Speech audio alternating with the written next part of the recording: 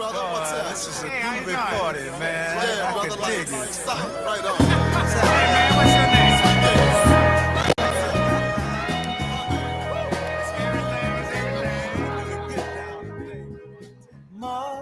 Mother, there's too many of you crying. Brother, there's far too many of you dying.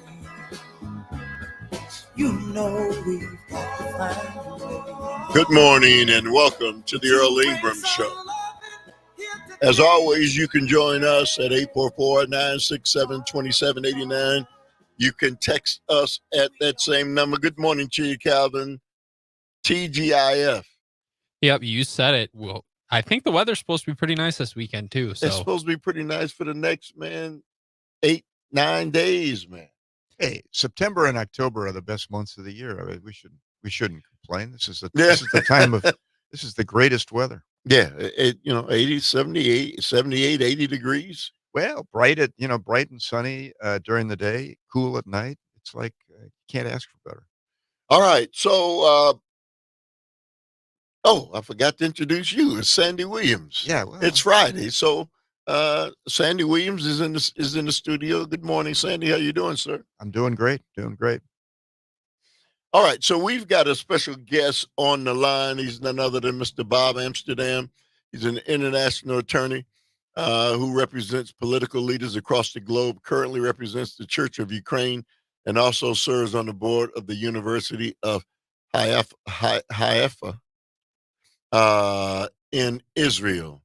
Amsterdam contends that in spite of the vast sums of money the Zelensky government continues to accept from a Christian nation like the United States, Ukraine continues to burn down cathedrals, on and on and on. Good morning to you, sir. Good to have you back on the line. How you doing? I'm doing fine, Earl. Thanks for having me. So to what do we owe, the pleasure of this opportunity this morning? Well, Earl, the situation in Ukraine for my client, which is the Ukrainian Orthodox Church, is fairly desperate. As you may be aware, I am no friend of Putin. I am a supporter of Ukraine when it comes to its fight for its sovereignty, but they have declared war on a church of Christ's followers. And for that, I do not forgive the present leadership because the church is under terrible fire. Priests are under arrest wrongfully. 1,500 churches have been stolen by a new state church they set up a few years ago. And the persecution of this group continues. The Ukrainian government just passed a law that will ban this church. And you're talking about the largest church in Ukraine, 7 million followers. And the allegation is that somehow they're connected to Russia. The church avidly denies it. It's a 1,000-year-old Ukrainian church. Well, it is, however, denominated the Russian Orthodox Church, isn't it? I mean, they now have these two churches you've described. One as being set up by the Ukrainian government, but there are these two wings of the Orthodox Church, and isn't the seat of the Orthodox Church that you're talking about now in Moscow? No, it's not. And this is a popular misconception the Ukrainians are spreading. No, it's not. This is a 1,000-year-old Ukrainian church. The seat of the church is in Kiev. The leader of the church is Ukrainian. They separated totally from Moscow 30 years ago. They separated administratively completely and denounced actually the patriarch Kirill of the Russian church. They did that 2 years ago. And their only connection to Russia is that from canon law perspective, the canon law says that they still have a spiritual connection to Moscow that has nothing to do with what happens on earth, but has to do with the fact that the church has historically always been under the canonical relationship with Moscow. So it's a spiritual thing. What I say to people who are Jewish is it's like they've kept the same Torah, but the church itself is completely different. So Bob, go ahead. So your point, I think we do understand your point, which is that apparently there is going to be or has been these acts of suppression by the Ukrainian government. They're doing it, I think, under the claim that this is a church that's actually connected to Russia and is somehow controlled by the Russians, and you're saying that that's not true. But this information now to the American public, what should the American reaction be to this? Is this an assertion that should affect the amount of aid that you think that should be given to the Ukrainian government? Then what is the what is the point then? What should the American public do? The American public should, frankly, have their congressmen and senators speak to the Ukrainian members of the Rada and stop this insanity. The reason this is going on is ultra-nationalism. Mm-hmm. The fact is that the Ukrainians have a 5-year-old church that they're trying to supplant a 1,000-year-old church with simply because of this ultra-nationalism, which we can understand because they're being bombed to hell. And I get that. And we all understand that. And we all sympathize. But banning a church is illegal. There's no basis under international law. There's no basis under Ukraine's own law for them to do it. So all I'm asking people of faith to do is go to your rabbi, your priest, your imam, and get them to speak to the people in Ukraine or the people in Washington that are dealing with Ukraine every day and tell them to stop the attack on this church. That's all we're requesting. Well, I think that the news media here has paid not probably as much attention to all of this as you would hope, and the news media has simplified it so that I think your description of it creates a greater veneer of complexity for it that people now maybe can understand. This ultranationalism kind of plays into the hands, doesn't it, of the people who would point at Ukraine and say that it's in Putin's term, he calls it the Nazification. But I mean, is part of this ultranationalism the requirement that the religion use the Ukrainian language? I think that's part of it as well, isn't it? Yes. Yeah.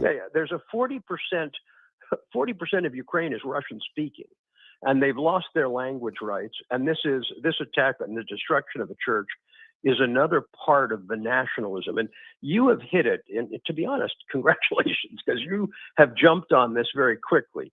The issue is it's put me in an insane position. I'm banned from Russia. 2 of my best friends were murdered by Putin.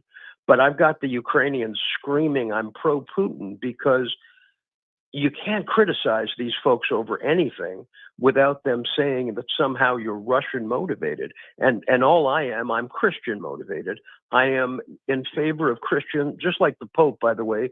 He came out and spoke about this and said it was an absolute aberration and wrong that any Christians should be banned from going to their church. And that's all I'm doing here, is saying get out. Governments should not be in the spiritual business. That's the law of the United States, and that should be the law of Ukraine. Well, I hope it's the law of the United States, right? We do have that to contend with here in our country in terms of potential intersection between church and state that makes us uncomfortable. But I think this is interesting because I do think the American public, from the beginning of the Ukrainian conflict, has failed to understand the cultural complexities of the relationship between Ukraine and Russia, between Russians in Ukraine and Russians in Russia, and Russian speakers in Ukraine, et cetera. And I believe that possibly our government has played a role in creating some of these problems. I think the Maidan revolution in 2014 and the nationalist response after that was the beginnings of this in many respects, wasn't it? 100% right. Yeah. And I will say, and I won't get into it here, that when the story comes out about how much of this problem in Ukraine in terms of the church was actually developed by a woman named Victoria Nuland in the State Department, it will be a scandal. Because believe me, the only reason this national church was established was because of her and Secretary of State Pompeo interfering in church affairs. So you're absolutely 100% right. Yeah. So for those of us who aren't as astute as my co-host Sandy Williams, we are looking at this, entering the third year of this war, and the investments that our nation has made, and the fact that it just appears to be no end in sight, and now we're hearing about this internal struggle and fight that's taking place. People would think that there would be unity Well, inside. in fact, this has been our argument. This has been our argument from day one. What are you doing? This is craziness. Well, I think it's an interesting point you bring up, and I think the history of the Victoria Nuland and the Pompeii situation thereafter are both interesting bits of information that demonstrate the complexity of the foreign affairs that we conduct as a country, which our populace has little or no knowledge about, and we end up being instructed later as to what it is we should be thinking and doing, but not necessarily knowing what led up to it. And I think that I've talked about this before the invasion of Ukraine, but I think that the situation in Eastern Europe and Ukraine was something that needed to have had to have nuanced thought and not simplified thought. And I'm afraid that what Victoria Nuland did was totally opportunistic and was based on a simplified we-they kind of concept. And I think that not only are we bearing an expensive cost as a result of that, but lots of people have been killed. You're 100% right. Hey, Bob, thank you very much as always. Well, my pleasure. Thank you both so much for having me. All the best. All right. Thank you very much. All right. 844-967-2789 is the number. It's Friday, and it's so good to have my co-host Sandy Williams in the studio. We'll continue the conversation. Actually, since we're talking about Ukraine, we're going to talk about another aspect of this war. 844-967-2789. You're tuned into the Earl Ingram Show.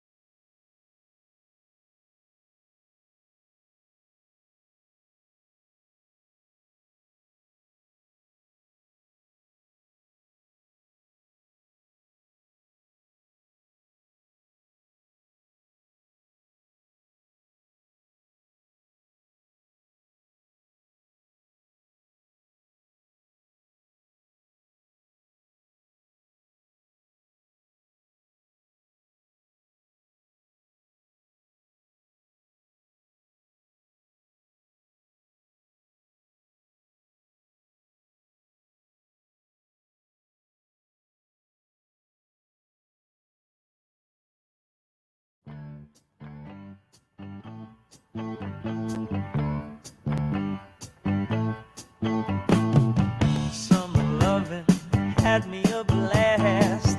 Summer loving happened so fast. I met a girl crazy for me.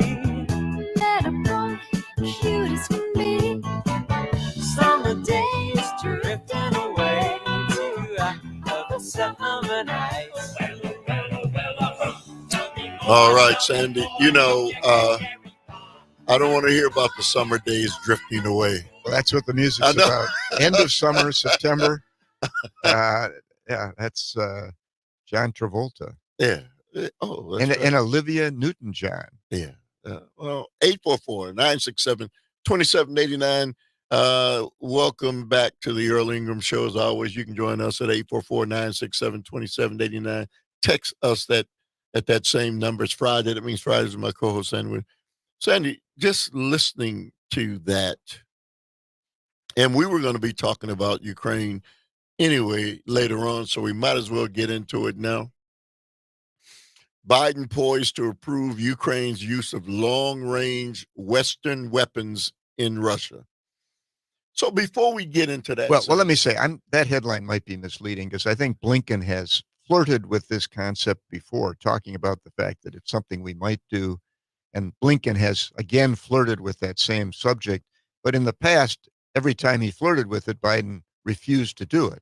And so I'm not sure that this is foreboding of the notion that he's going to approve it.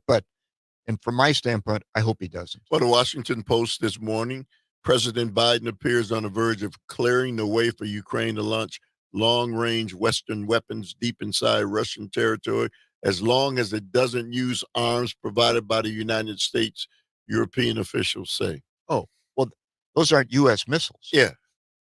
Yeah. Well, I'm not sure that we've been controlling their use of non-U.S. weaponry in the past anyway. It might just be a concept of strategic counseling that we've given them. I think the real danger is if the United States authorizes them to use United States equipment.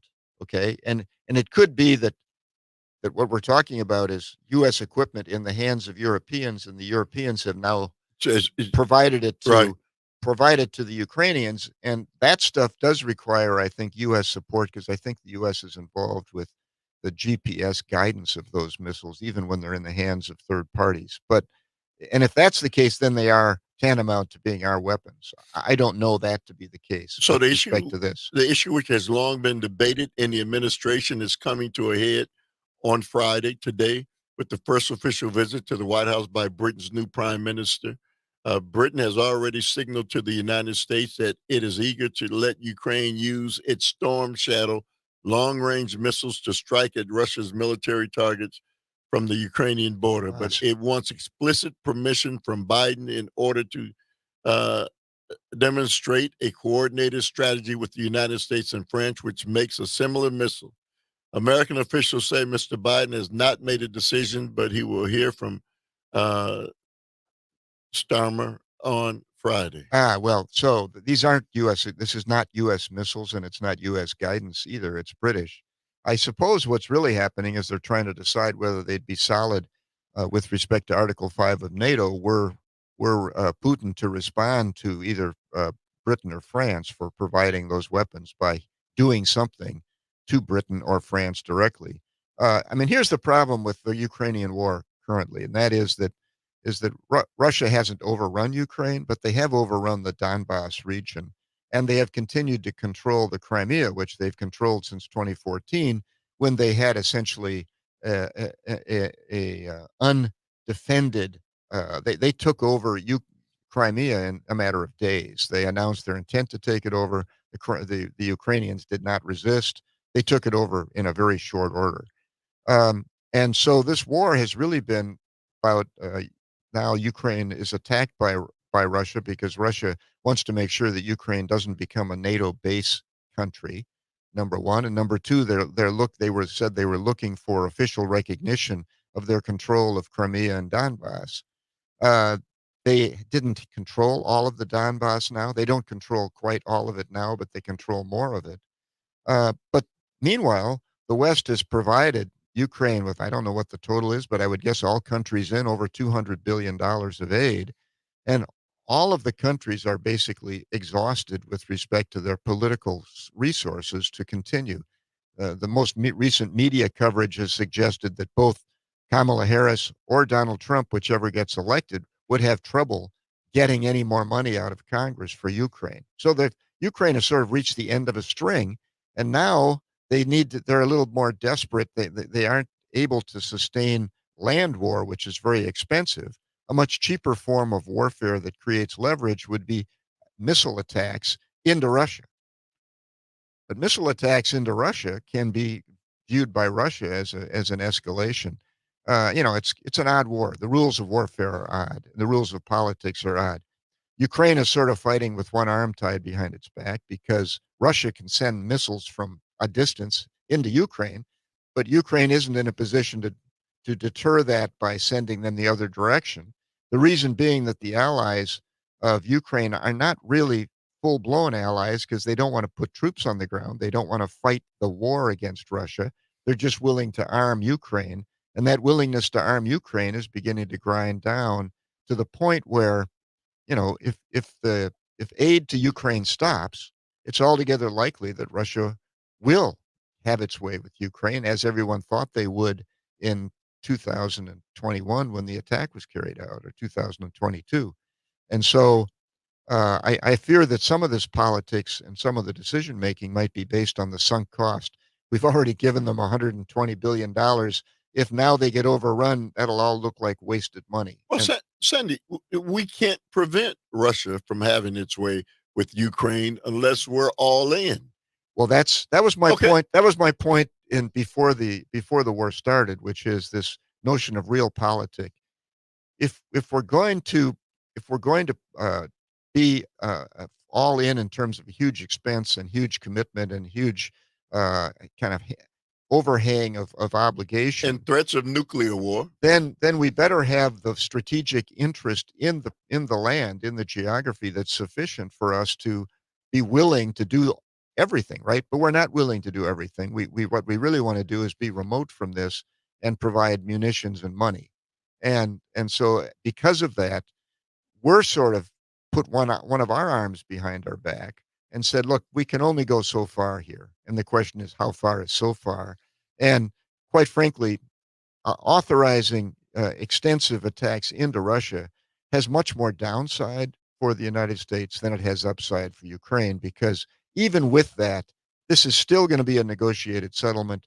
The tea leaves are easy to read. It's going to involve the recognition of the Crimea controlled by Russia. It's going to involve giving up a great deal of the Donbass, and it's going to involve neutrality for Ukraine. So, that's my concern about the current situation. So clearly the decision, and Joe Biden making a decision this close to the end of his time as the president is nonsensical. Is it safe to say? I'm not, I don't know. I'm not the expert. Okay. But so far we have kind of incrementally approved more and more extensive actions by Ukraine against Russia. And so far, Russia has not taken direct action against us or other parts of the West. But, at some point. All right. 844-967-2789 is the number. On the other side, Donald Trump demagoguing immigrants, from Haiti. 844-967-2789. You're tuned into the Earl Ingram Show.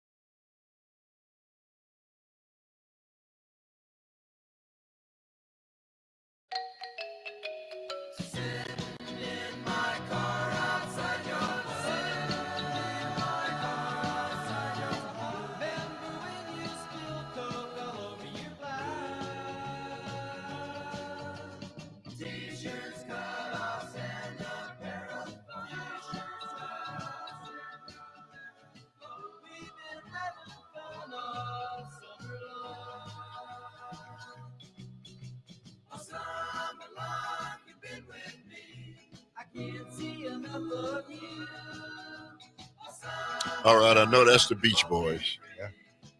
All right, welcome back to the Earl Ingram Show. As always, you can join us at 844-967-2789. That's 844-967-2789. Text us at that same number. It's Friday. That means Friday's my co-host, Sandy Woods, and Sandy the Music. About the end of summer, it's all music that's rejoicing the great time everyone had this past summer. And this is all music that kind of reflects that. So, Sandy, you and I didn't get a chance to talk about the debate. We're going to talk about the debate. And one portion in the debate where Donald Trump vilified the Haitian people and stood up before the world and said that these people, illegal immigrants, which is a lie, these people are not illegal, are stealing people's pets, dogs and cats, and eating them. My dog heard that, and she won't go outside anymore. She's very, very wary. No, I mean it's first of all, it was craziness. Okay, and I think everyone recognizes that, but now not everyone. No, not everyone, but of course.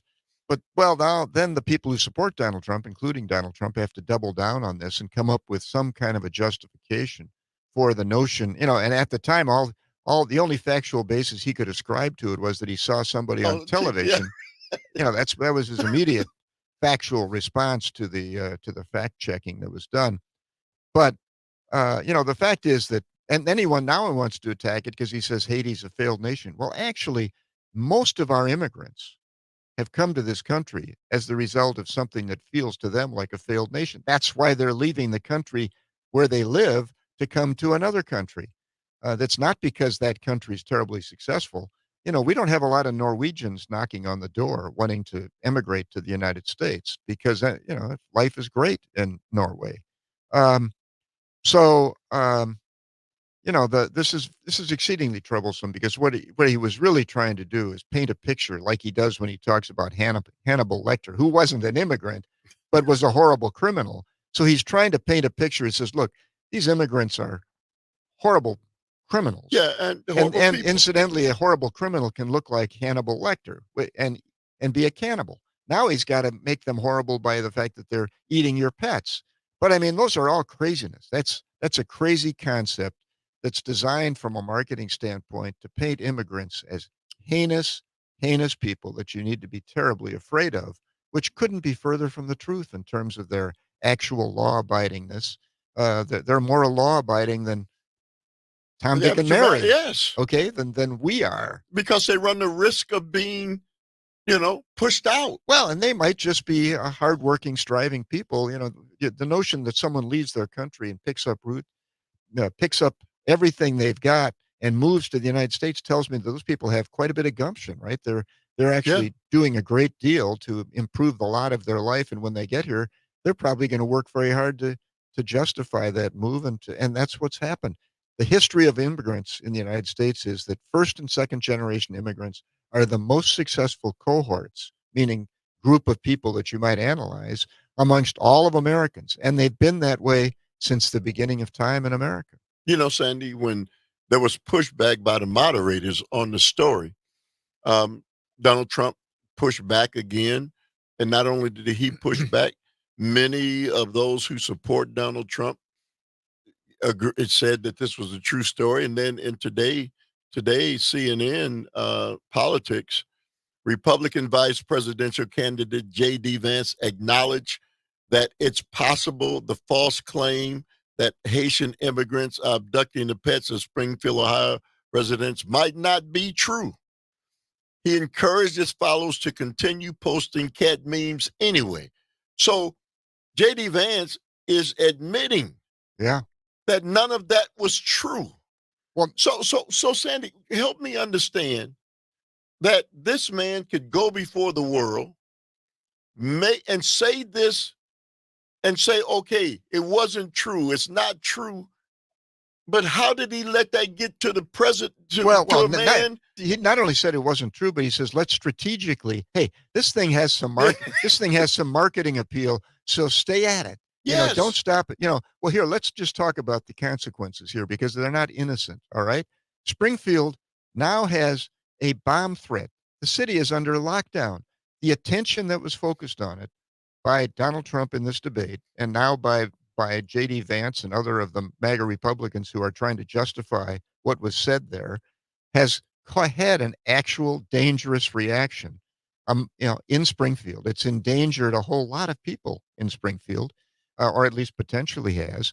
And number two, it's just a display of the cynicism of this. I mean, you would think that you would talk about strategies that were based on falsehoods and pure marketing. You would do that privately. You wouldn't put out a tweet that's public to basically say, "Hey, gang, stay with it, stay with it, stay with the cat memes. It looks like it's working, even if the story's untrue. It's kind of nifty the way it works." Well, so here's what J.D. Vance said yesterday. In the last several weeks, my office has received many inquiries from actual residents of Springfield who said their neighbors' pets or local wildlife were abducted by Haitian migrants. It's possible, of course, that all these rumors will turn out to be false, Vance posted on X. Do you know what's confirmed? That a child was murdered by a Haitian migrant who had no right to be here, Vance continued, also pointing to the impact migration has had on health and educational services. So Sandy. Well, the singular, they keep wanting to point at One situation. singular crimes, Right. amongst thousands and thousands of people. When you look at the data, okay, about what the percentage probability would be for crimes amongst a large assembled mass of people, the potential crimes would be far greater. The other thing is that these immigrants have been the source of the growth in our GDP. I mean, they fail to talk about all the positives associated with immigrants. They only want to vilify them because it seems to have political traction. That's why Donald Trump killed the bipartisan bill, because the problem, and being able to talk about the problem, the ability to exaggerate the problem, the ability to talk about Venezuela emptying its insane asylums and prisons to send those people as immigrants to the United States, which is false. All of that stuff gets traction politically, gets people who Right. call in here all worked up about something that isn't factual, number one. Number two, those immigrants end up being the source of our GDP growth. One of the forecasts, if Donald Trump carries out this mass deportation that he talks about, is a substantial shrinkage in the rate of GDP growth as the result of all of the growth that is in fact contributed by this group of people who are immigrants in the United States. So Sandy, help me out. I thought a lie was supposed to be something that you tried not to be uncovered. If you're going to lie, you don't want everybody to know that you're lying. You're trying to hide something. Right? Except if you get a reputation as being a charlatan and a grifter, it's kind of okay because it's who you are, right? This guy exaggerates. Now, lies become exaggerations if you do them openly and notoriously and regularly. It's just this guy exaggerates. He's not grounded in the truth. Just take everything he says, take it with a grain of salt. And that's really what Donald Trump relies upon, is that he can say all this stuff and his followers and everyone else are privately saying to themselves and saying to others, look, just take it with a grain of salt. He's not going to do that stuff. This is just a show to get himself elected. And once he gets elected, he's going to do all these great things. Hey, Sandy, when a lie is uncovered, you don't tell a lie. Well, these people, the uncovering of this was that the Springfield police and other authorities have all said that there's absolutely no basis for this. Right. So now Vance has to talk about letters supposedly that he's received, but of course they might not be true, which suggests me that what might not be true is that he's received letters as well. But the proof would be in that pudding. He might want to produce them if he wants to talk about them.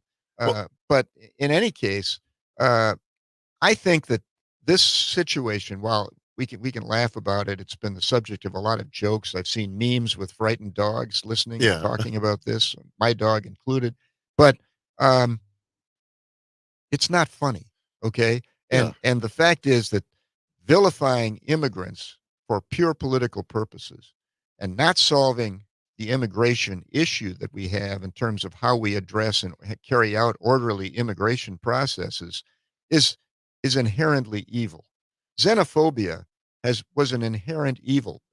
When we studied history and we talked about and we read about the xenophobia that existed in this country in 1910 and 1920, when we read about people being described as Micks and Wops, Polacks, Right. and being vilified and marginalized, we read that knowing that it was evil, okay? That xenophobia carried out in that manner was an evil process that was either political or whatever it was something that we needed to get over. And by the 1950s and 60s, we thought we had gotten over it. But the pendulum swings, apparently. All right, let's go to CJ. Good morning to you, CJ. You say what? Well, good morning, gentlemen. Thank you, Sandy, for saying 3/4 of the way through you're talking about it that it isn't funny. And there are cultures that it is okay to do some of these things. That's how they survive. What does that have to do with saying they did it in this country? CJ, that doesn't mean they did it. This has been Right. this has been the meme. This was the meme actually against Chinese immigrants, against Korean immigrants, that they ate dogs. Okay, and maybe they did in their country, and maybe I don't know what various cultural groups have used in the way of food in their past or in their history or in their time of crisis. We had episodes of cannibalism in California during the problems of pioneers moving west and getting stuck in a pass. These things might happen, but talking about them, it's like the posters in World War I showing Germans with their pointed helmets with babies skewered on the helmets. CJ, I so didn't want to call about that, okay? The mere fact is Laken Riley's name wasn't mentioned. The mere fact that what has gone on with illegal migration, and President Trump was right to point at her and say, you're the border czar. No, You're the one CJ.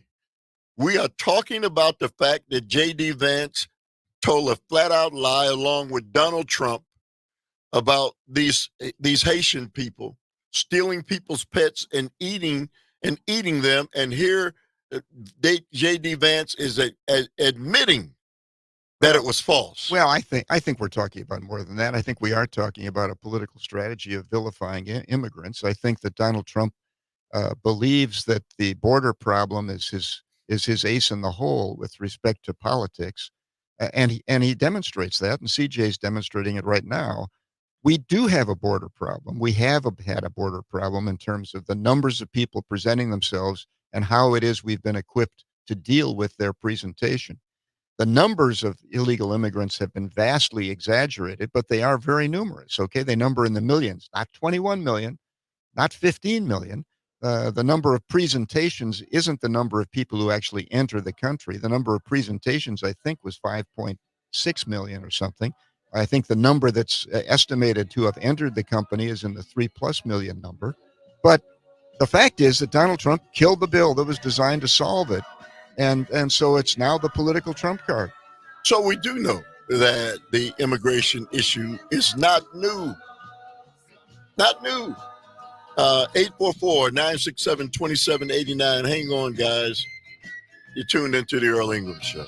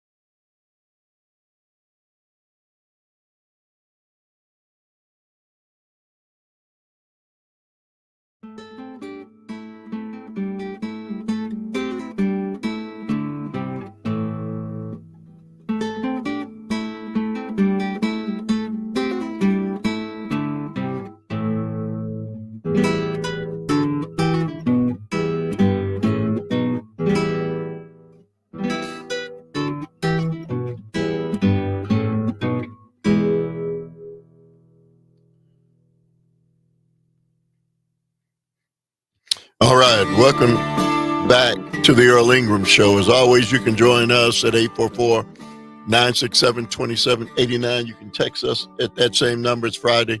That means Friday is my co-host, Sandy Williams. Sandy? Well, this is Maggie May. We didn't get to it. Maggie May, Brad Stewart. Maggie May was his girl of the summer.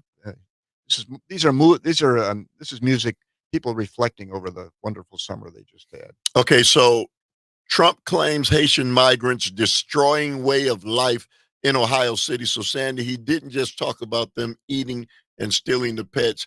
He went on to say they're destroying the way of life of that entire city. I think he said that later, actually. I'm not sure that was a quote from that. But, well, that is the horror that's always painted about immigrants. Yeah, well, he said this yesterday. That they're bringing with them their culture, not our culture, and that their culture. But, I mean, the fact is that every wave of immigrants that have come to our country in the past have been assimilated, and their assimilation has leavened the American culture. And we can say that about essentially every wave. So let me ask you, what is the American culture? Since America is a melting pot, well, that's the point. People from all over the world, what is the American culture? Manifest Destiny included not only the notion that Americans would travel over and settle the West, but the manifest destiny as well was that America would be the melting pot. It would be the unique country in the world that had pieces of all of the world in America making up the American culture, and that therefore our culture would be leavened with all of this diverse culture from the rest of the world, creating the best possible environment. And Manifest Destiny was viewed as God's will. It was viewed as what was great about America, and yet we've had these waves of xenophobia that have been politically resonant, okay? And the William Jennings Bryan period in the turn of the last century, when xenophobia became a cry that we have to save America from this onslaught of foreigners, from the Yellow Peril, that was the Chinese, from the Eastern Europeans, the Polish, from the Italians, you name it. So part of this issue is that this misconception that the American culture is the European culture.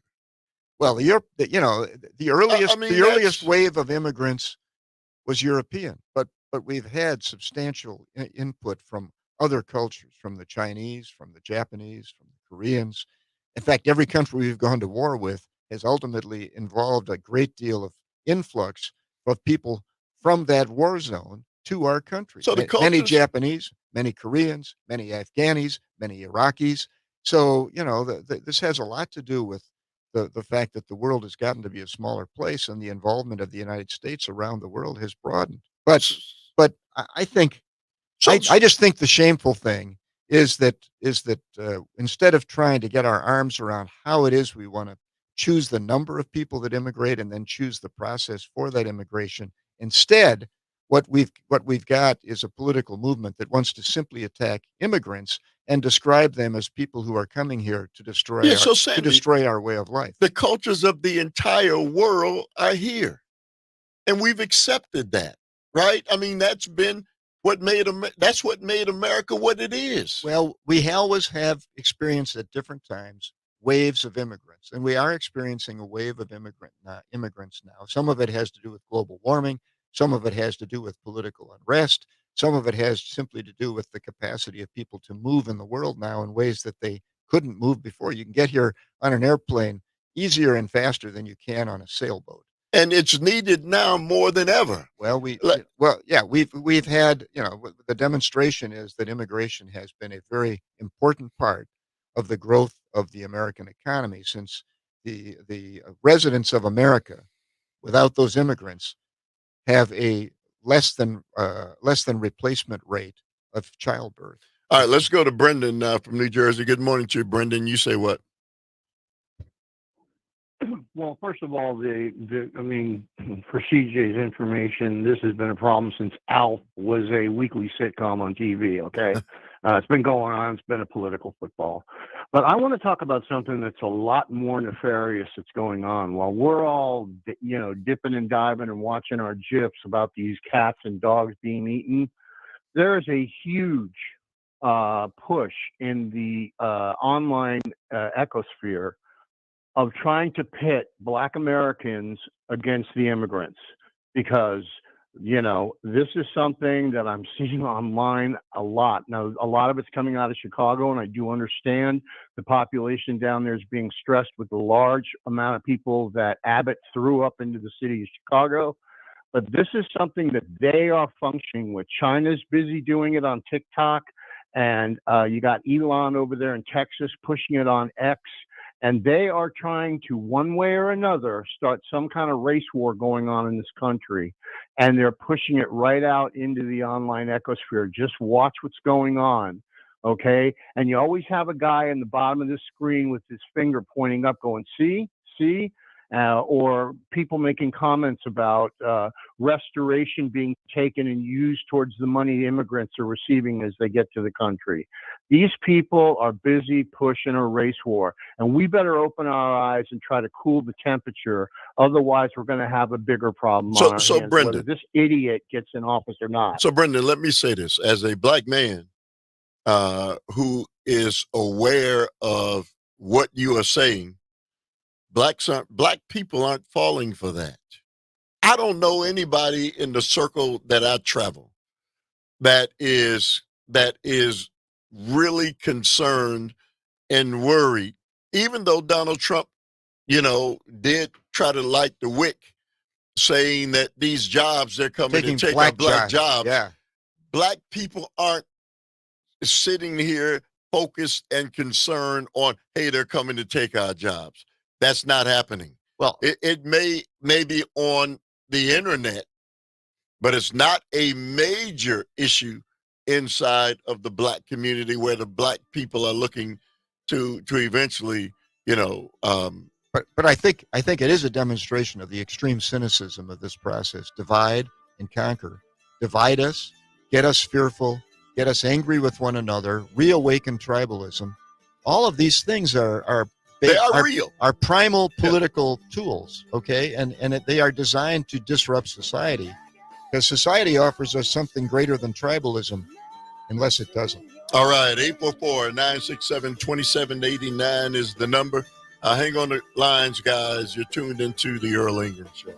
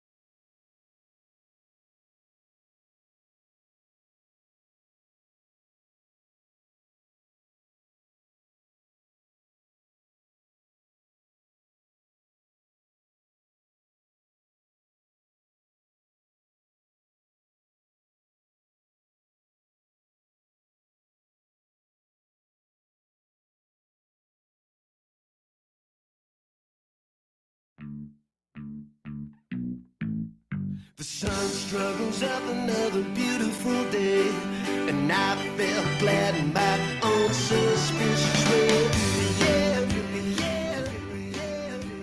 Despite the contradiction and confusion, felt tragic without reason. There's malice in this magic in every season.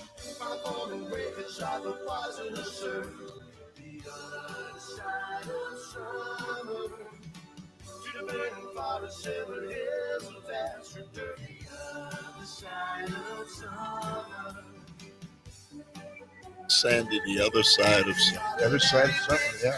Elvis Costello. All right, welcome back to the Earl Ingram Show. As always, you can join us at 844-967-2789. Hey, Calvin, do you want to hear about the other side of summer? You know, I wish we were at the beginning of summer. He'd like I'll to be take- at the other side of summer. Yeah, I'll take this side, though. The weather's beautiful. All right, welcome back to the Earl Ingram Show. As always, you can join us at 844-967-2789. Text us at that same number. Listen, we've been talking about, the false claims, with Trump and the Haitians and the people destroying and, the way of life in Ohio.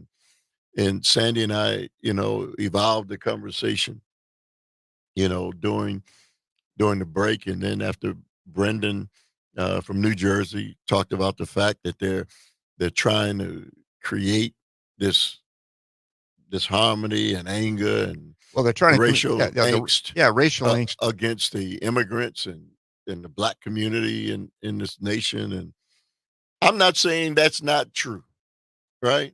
Well, it's certainly true, and the fact is that creating xenophobia is a relatively easy thing to do. You just have to get people frightened first, and then you can start stirring the tribal instincts we all have, the DNA instincts we have for tribalism, to exclude those who aren't like us and to be afraid of those who aren't like us. And society was designed, the success of society is premised on overcoming tribalism, because a tribe is a very small society. A combination of tribes is a big society, more benefit out of a bigger society. And so what's really happening here is this is a societally destructive strategy designed to divide up the society we live in so that it can be more easily controlled from a political standpoint, that will tip on its head the demographics, the numbers, okay? And it's very, very cynical. Well, but also to be able to blame another group of people Exactly. for your situation, right? I'm having trouble. I'm struggling today because they're here. Well, you can, yes, that's and they're taking all of the resources. Yeah, a guy named Oscar Hanlon wrote a book called The Uprooted a long time ago, all about this process and the cycle and how it is that every wave of immigrants is at the bottom of the totem pole, except the bottom of the totem pole is occupied by the African American, and everything goes above that in terms of, and the most recent incoming tend to be quite racist in terms of their reaction to the African Americans who live in America. And so this has been something that has been politically, people have known this both societally and politically for a long time, but only those people who are cynical enough to want to use this tool and be societally destructive pull it out and use it and to disjoin us. Who's also known it? What? The African Americans. Yes. Let's go to Mike from Kenosha. Good morning to you, Mike. You say what? Good morning, guys. Thanks for taking my call as always. And real quick, I want to talk about Brandon's call a little bit, but if you don't mind, let me touch on Go ahead. The rules of war that we were talking about right before the top of the hour. I just find it very peculiar that we can negotiate rules of war, we can negotiate nuke treaties amongst different nations. The NFL has just regulated kickoffs because of safety reasons. Kickoffs, many of us football fans think it's one of the best plays, most exciting plays in all of football. But one of the most dangerous as well. Regulate all that stuff. Yeah. But we cannot regulate the guns. I just find it so odd. So, but I did want to touch base on this organized religion topic. You know, unfortunately, religion used to be, I don't know, kind of open to interpretation. You follow your own instincts, your own guiding light, if you will. But faith is now been captured by the politicos. And obviously, they were using it for divide and conquer purposes. We've known that. We've seen that throughout history, and it's happening, couldn't be clearer. So, here's this one group that is so hell-bent on the we versus them meme, while they're totally disregarding child hunger and homelessness and a healthcare system that is unsatisfactory to many.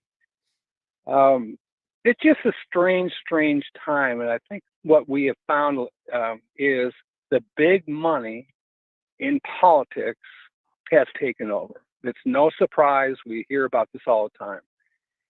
But, it's, again, in America, you used to be able to have a distinct difference between church and state. Now, with this extreme nationalism and religious tone, it's being used as a weapon. And I want to thank Brandon from New Jersey for his call. He was spot on.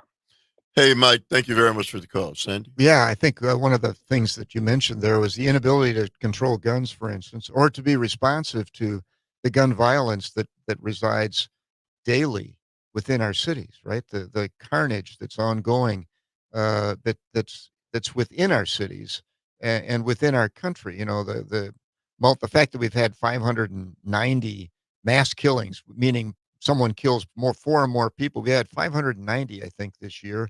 And it's going to be, it'll be at the rate of 2 a day before we're done with this year, probably. And we have violence within the cities, and that's not being dealt with. There are so many problems that are real problems, and we get totally distracted from by the craziness of politics, by the politics of personality, the politics of xenophobia, the politics of religious culture.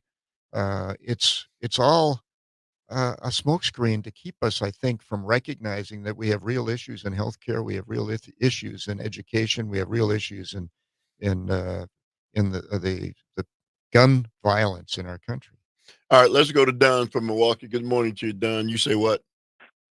Yeah, good morning, Earl.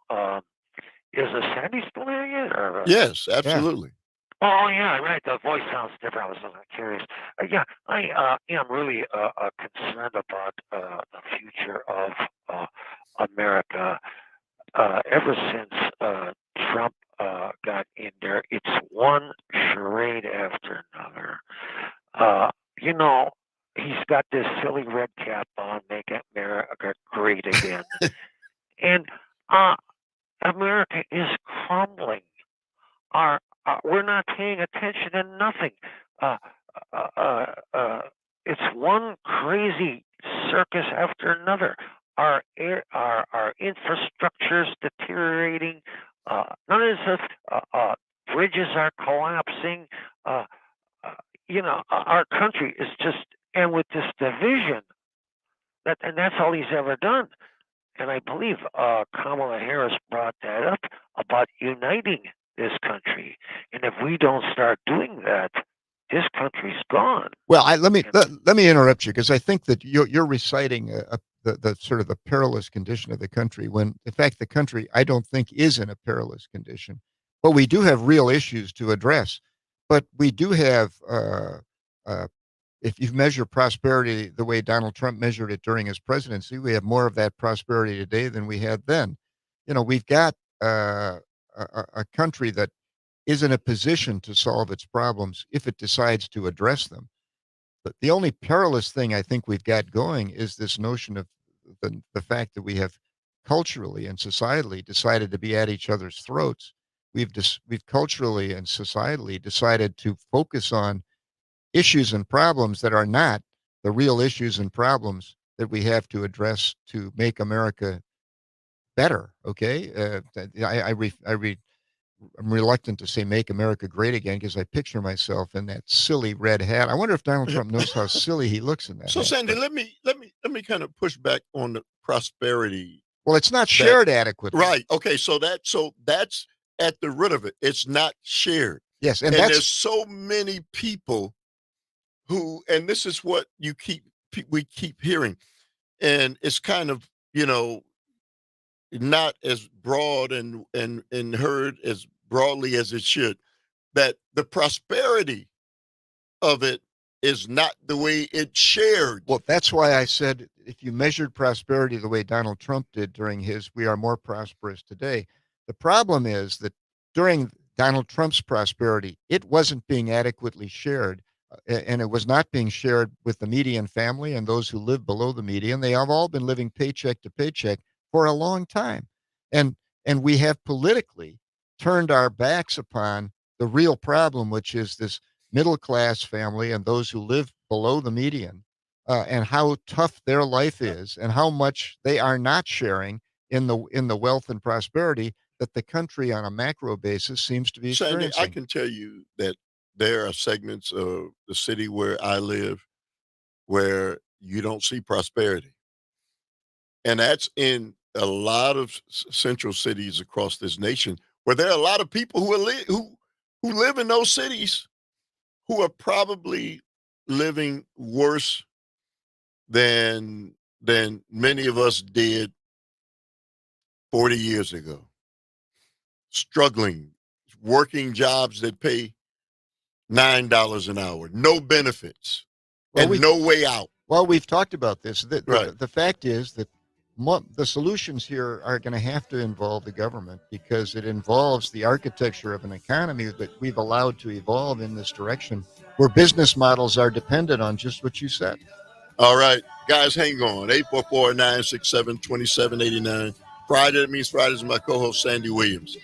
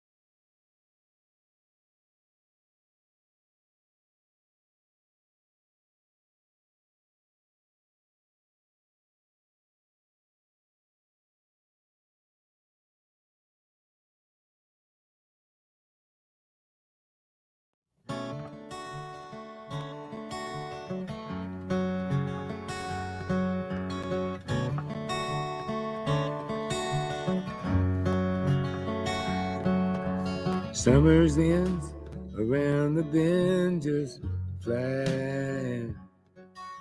The swimming suits are on the line just drying. I'll meet you there for our conversation. Hey, Calvin, I need some Kleenex, man. I hope I didn't I'm tearing up. ruin your whole vacation. All right, welcome back to the Earl Ingram Show. As always, you can join us at 844-967-2789. Sandy, I'm tearing up. John Prine, you sort of should. He was really a great songwriter. This was his last album. He died right after he put this. Well, out. because of the realization that the summer is leaving us. Yeah, because that's what this music Well, is about. Look at our gray hair. We're definitely either between autumn and winter. Right. Let's go back to the phone line, and I will say this, Sandy. Another great conversation. It's the conversation. That's to me. That's what our show is about.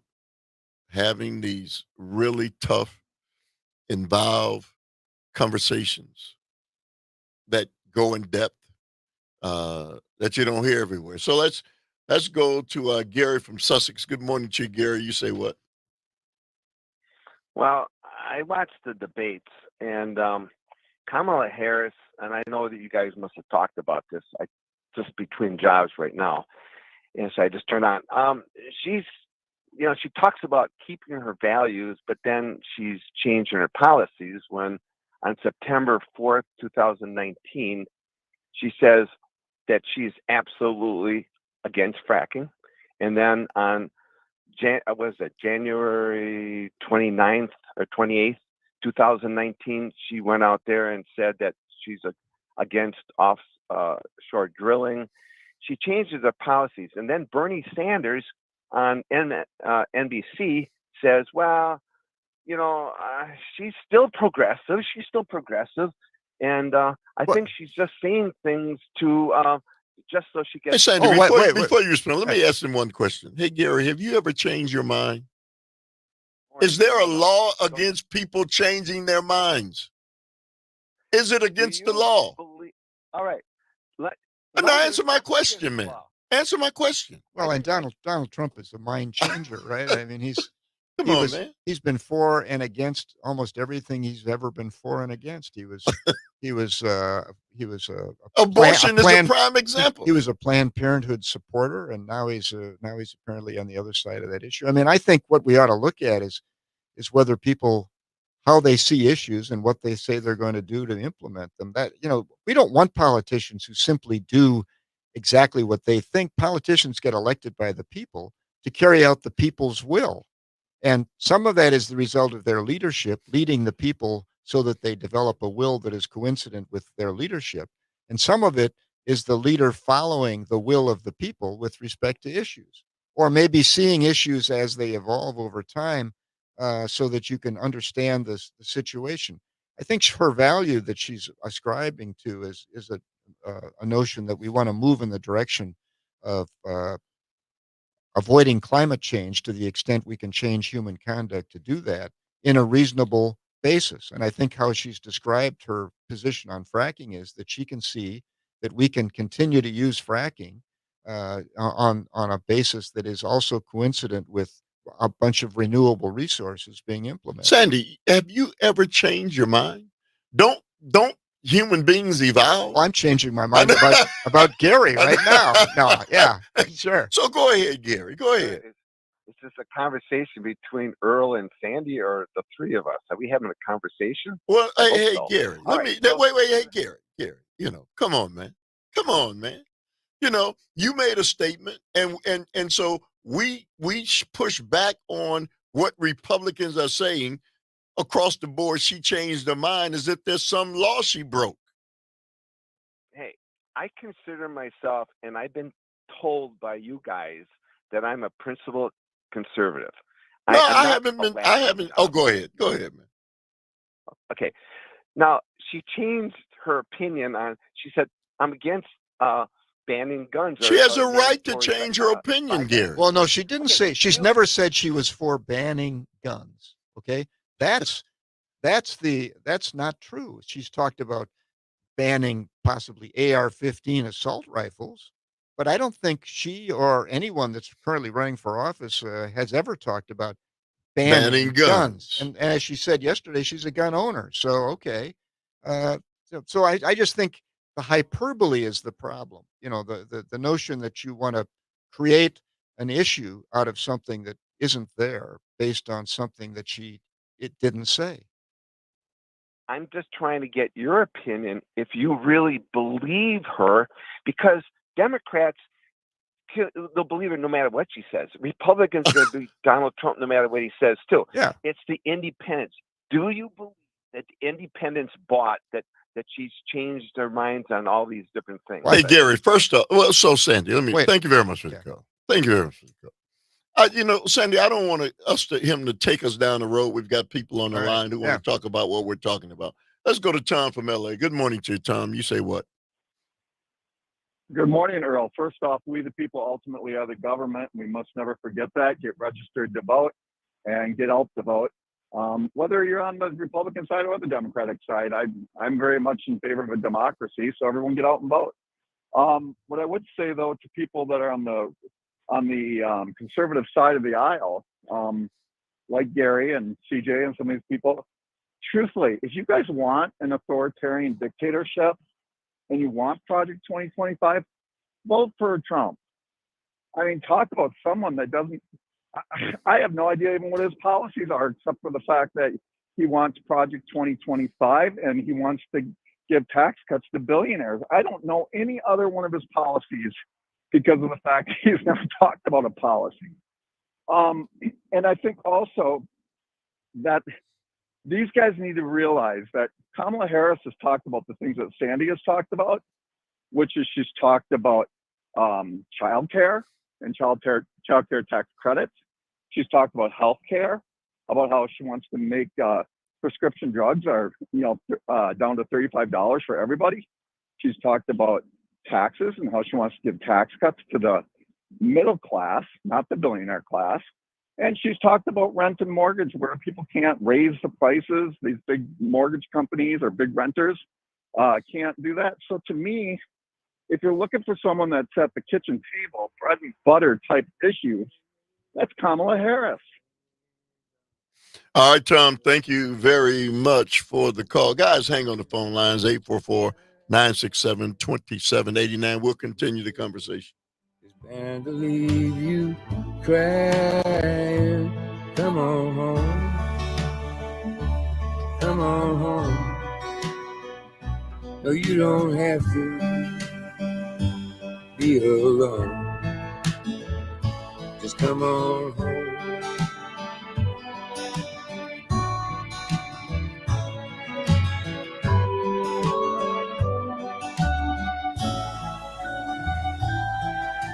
The moon and stars hang out in bars just talking. I still love that picture of us walking, just like that old house we thought was haunted. Summers came faster than we wanted. Come on home. Come on home. No, you don't have to.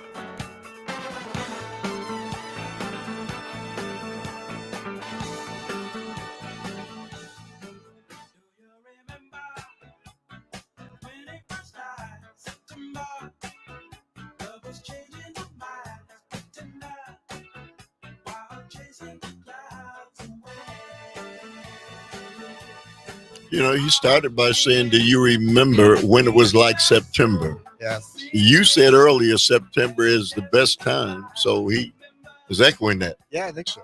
Welcome back to the Earl Ingram Show. As always, you can join us at 844-967-2789. Text us at that same number. It's Friday. That means Fridays with my co-host, Sandy Williams, and Sandy, the music. It's all about the summer, the end of summer, the glory that was summer, the continuing good weather. All right, we're going to do this. I said we didn't give CJ an opportunity, so we called back. We're going to give him a opportunity. CJ, okay. You said what? Well, thank you for taking my call again. Gary feels what I feel most times when I call you gentlemen, because I plan on having a conversation, but I get one sentence out. Hey, Gary, here's the Sandy deal. But CJ, here's the deal.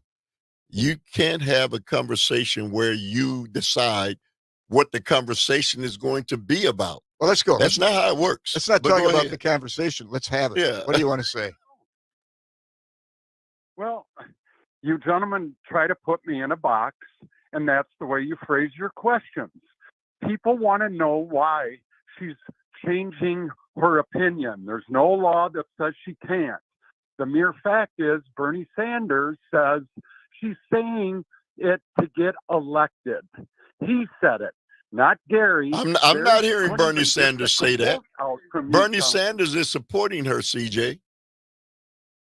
Yeah, so what are you talking? Why she's flip-flopping?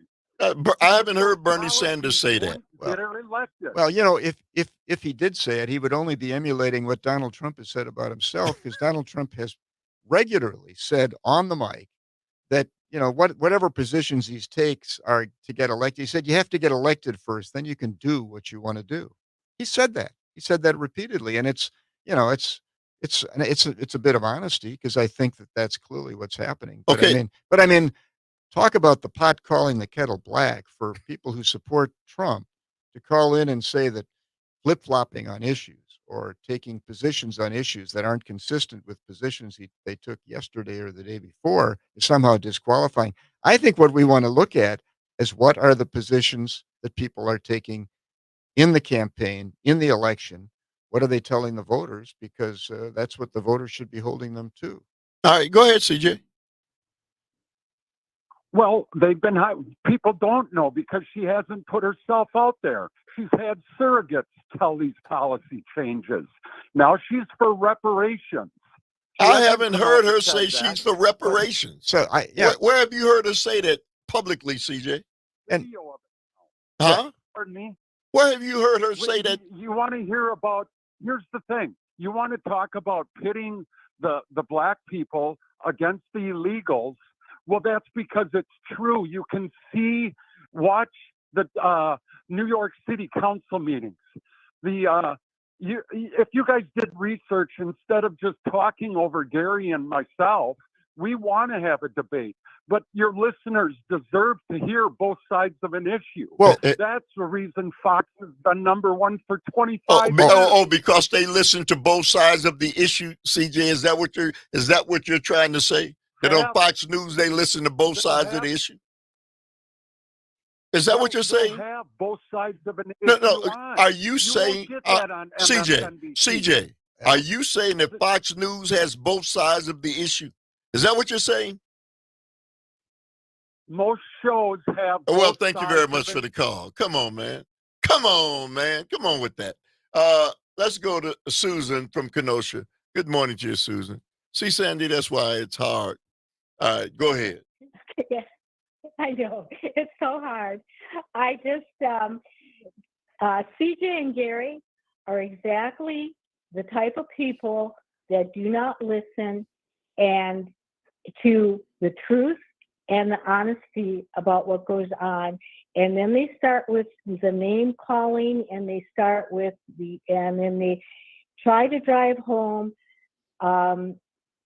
incoherent statements that are not true. And I'm so upset sometimes. I come in after listening to these people, and I don't like to talk politics on the street or where I work or or any place, even when I go to church. I don't. I do a lot. I'm retired. I do a lot of volunteerism, raising money, going to schools, teaching kids how to read, and trying to get kids without a means to get an education, to put them in a better light for the future. And what people like Gary and CJ call me is a Marxist. And I am far from a Marxist. I may be a patriot, but I'm not a Marxist. I am a person who actually sees this country as it is. We're multicultural. And we're in a position right now where there is such a great division between the haves and the have-nots. And if they really did their data and they looked at and read the articles, I was reading an article about this earth and these countries like Japan and France and Mexico and Britain. Do you know, and you know I'm a lady of facts, because that's what I do all the time, is dredge up facts. In Japan, for every dollar a regular person makes working, a CEO makes $11. In France, for every dollar a regular person makes, a CEO makes $15. In the United States, for every dollar an average person makes, a CEO makes $475. Wow. And that Wow. is a fact. So when we're talking about the disparity between the haves and the have-nots, you have to put that in its slot and think we are the only country in the world whose CEOs make that much, there's that much difference in pay. So Gary and CJ, that's a fact. Hey, Susan, thank you very much for that timely information. Let's go to KJ from Tennessee. Good morning to you, KJ. You say what? Well, it'd been nice if the debate actually talked about the real issues and the biggest one that faces this country, which is the deficit, which is going to top $2 trillion. Neither candidate has come forward with any kind of plan to solve this issue. The idea that we can continue to pile up debt after debt after debt and pass it on to our kids and grandkids is ridiculous. The consequences are going to be very severe. And unfortunately, with all the time, I'd like to push back a lot on your idea that somehow we're going to have to yield to the Russian army invasion of Ukraine and yield territory to them. I would remind you, Hitler invaded the Sudetenland in Czechoslovakia a year before he invaded Poland, which started World War II officially. And when we gave that land to him, it wasn't even our land to give. Britain and France actually met with Hitler and handed that territory over to him. How long do you think, once he gets the Donbass region and the Crimea, that he's going to rebuild his army for a year or two, and then once it's rebuilt, he's going to invade and attack more territory inside Ukraine?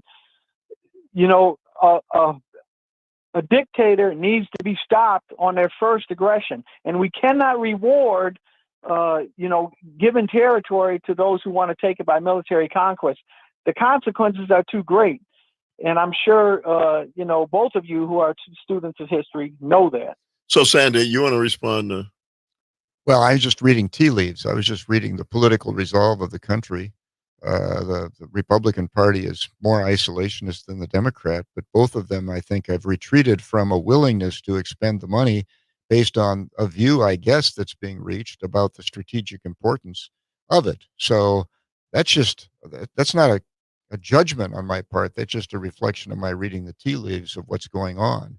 The reality might be different than what it is that you're expecting. But I think that people are trying to read tea leaves as well about what it is that Putin is seeking. If the problem with Hitler and the Sudetenland he did use the excuse of German speakers, and it did sound a lot like what's going on now with Ukraine. But uh, the question is his appetite for power versus Putin's. But be that as it may, I was really just talking about the realities. But I guess I would push back on KJ and say, so how far are you expecting this nation to go? How much of a commitment are you asking of the American people, financially and any other way, to stop what it is you're talking about? I mean, and the fact is that in World War II, we didn't get into World War II until Japan attacked us. We watched Poland be attacked in the Blitzkrieg. We watched the Sudetenland being given up by a treaty that was signed by the British and the French. And so we didn't have the appetite at that point to expend all of our resources with respect to the European risk. We waited until the U.S. itself was at risk, which came from Japan. But those are all historic notions. I think the real question is the extent to which America can afford to be and needs to be the policeman of the world with respect to territorial disputes that go on. And I'm not sure that we can always extrapolate from a territorial dispute to Adolf Hitler and his appetite for an empire. All right, let's go to Gene from Eau Claire. Good morning to you, Gene. You say what?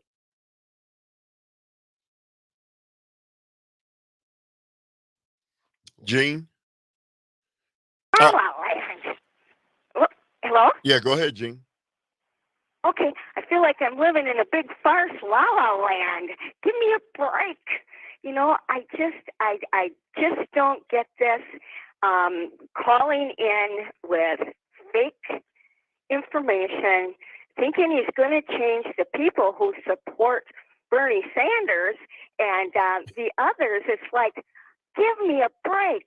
Bernie Sanders would never support a raving lunatic who talks about himself in the third person.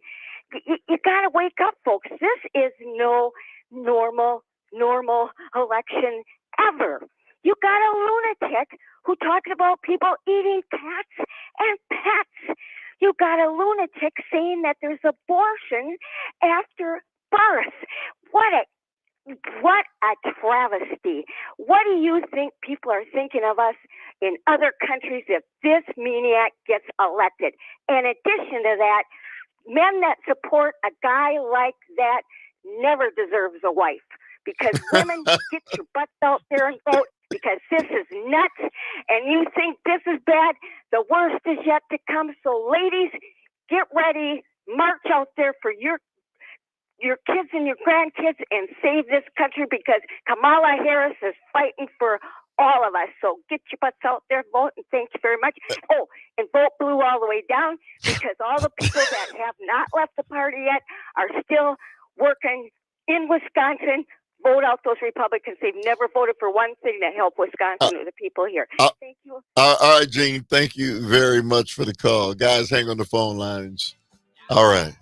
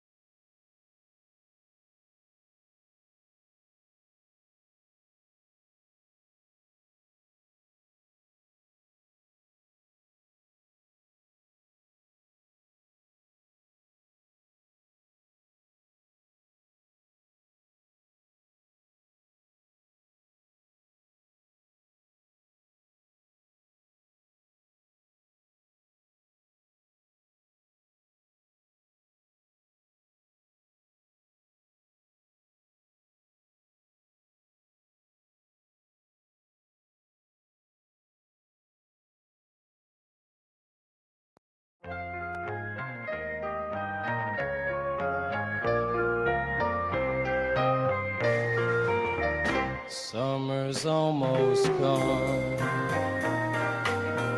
Summer's almost gone. Sandy, you couldn't have ended it with an upbeat. This is this is dreary sad. Yeah. The Doors. Slamming the door. Yeah. Slamming the door on summer. When the summer's gone. All right. Welcome back. Yeah, I know. Welcome back to the Earl Ingram Show. As always, you can join us at 844-967-2780. I'm glad it's not going today. Well, yeah, it's a beautiful day. And the discussion today is interesting because I was thinking of some of the callers. I think what we have to try to do is avoid looking at the situation and the facts, starting with the bias, and then trying to figure out how we can support our bias by analyzing the facts from that perspective. So, for instance, looking at what Kamala said some time ago and deciding that, well, she's not to be trusted because she said that then, and now she's saying this now. When their candidate on the other side is obviously had the same tendency, but we don't look at it then because what we're looking at is situations or facts and judging them based on a bias. And what we ought to do is develop our biases based on the situations and facts. And that's a flip side of the way to look at things. And I think we should all strive for that. We should all strive to keep an open mind and then look at situations and facts and judge them on their face and not try to look for the defect, okay, and look for the argument that can be generated out of it that is sustaining the bias we started with. That's the kind of stuff that laboratories causes huge laboratory mistakes. It's called bias error. And if you have bias error in a scientific investigation, you don't have a scientific investigation. You know, Sandy, just seeing the difference in how two sides are looking at things, it's almost impossible to bring them together because somebody can see something so differently as she's flip-flopping, she's changing her mind, and there's something wrong with somebody who decides that, I've looked at things in a different manner, so I'm going to admit that maybe what I said wasn't right. I think that's the measure of a person. I think that's what we should be looking for, not somebody who says, my mind can't be changed. Donald Trump said the other day, I'm right about everything. I mean, come on, man. Well, I mean, that is the issue is that's what we have advisors for. Nobody knows everything. Nobody is right about everything. Everyone needs counsel. Everyone needs a broad range of information in order to reach conclusions. And the mistake people make is having a bias when they look at facts and figures and conclude and situations, because that bias error destroys the outcome. Okay, you end up with wrong outcomes if you go into it with a bias that doesn't look at things objectively. We had a bias error when we decided to go into Iraq. Yeah. Okay, that was clearly bias error. And so what we need to do is get rid of bias error, and we need to have people who are willing to get rid of bias and listen to situations and facts and have evolving views of things premised on that. Sonia is very well said. Let's go back to Mike from Kenosha. Go ahead, Mike. Hey, thanks for taking my call. I just want to say one thing quickly. When you are elevated to the office of vice president or president of the United States, you begin to look at things with a little bit more of a purple eye than it would be a blue or a red. It just is one of those natural occurrences. So for people not to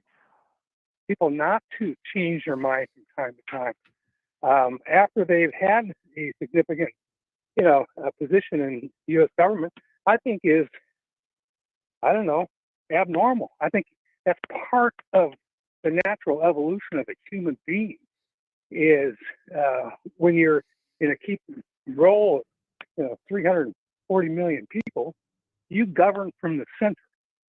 And you need to be nimble. You need to be flexible. Otherwise, you'll lose all your credit. Hey, Mike, thank you very much for the call. Brendan, quickly. Yeah, real quickly, I just wanted to hit on a point that Sandy had brought up earlier about the totem pole.